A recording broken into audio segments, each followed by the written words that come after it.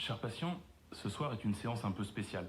Vous n'êtes pas sans savoir qu'il m'arrive occasionnellement d'exercer une autre profession que celle de chroniqueur radiologique, et qu'il m'est donc parfois difficile de trouver le temps de rédiger pour vos oreilles attentives une glorieuse missive.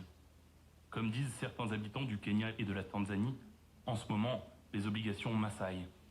Elles m'assaillent d'autant plus que mon fils de 4 ans a bien raison de trouver qu'il est plus intéressant de jouer à la princesse et au petit chat que de me laisser écrire ma chronique ou boucler mon 3e roman.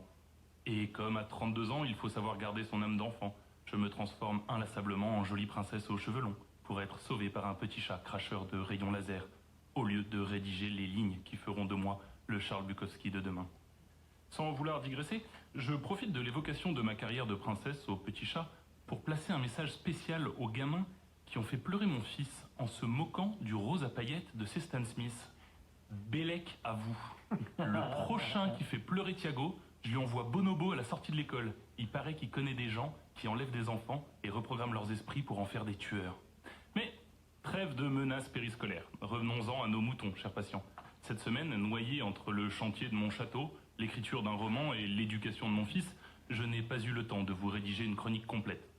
D'ailleurs, sans vouloir digresser à nouveau, je me permets de préciser quelque chose dans la droite ligne de ma chronique précédente évoquant la vie financière des écrivains. Sachez, mes chers auditeurs chéris, que pour rédiger une glorieuse, brillante et modeste chronique de 7 minutes, il me faut en moyenne 3 heures d'écriture. Loin de moi l'idée de m'en plaindre, car je ne vous cache pas qu'à part la plongée sous-marine, la turlute et la sauce tartare du Beehives, il y a peu de choses qui me procurent autant de plaisir que de venir chaque semaine vous murmurer ma prose au creux de l'oreille. Mais, comme souvent, pour kiffer, il faut en faire couler de la sueur.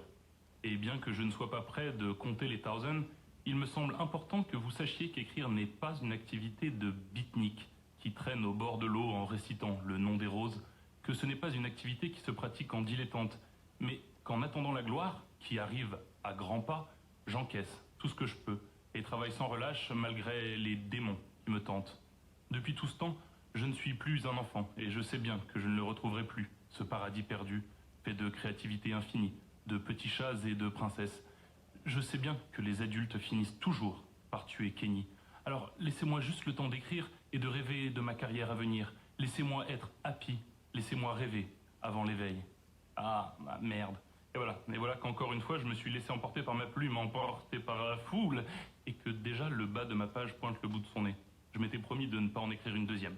Alors je vais dès maintenant mettre fin à cette longue tirade écrite ce matin, pour justifier ma présence ici, ce soir.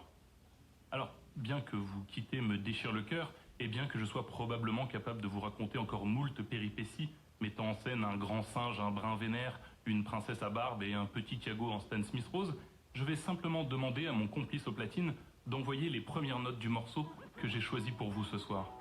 Une perle venue du Royaume-Uni, que l'on nomme Crystal, avec son morceau Militant. C'était la version courte du Dr Gaspard Flamand. Je vous remercie de m'avoir écouté, et n'oubliez jamais, un homme sans culture, c'est comme un zèbre sans rayures. Shit goes off when I'm angry.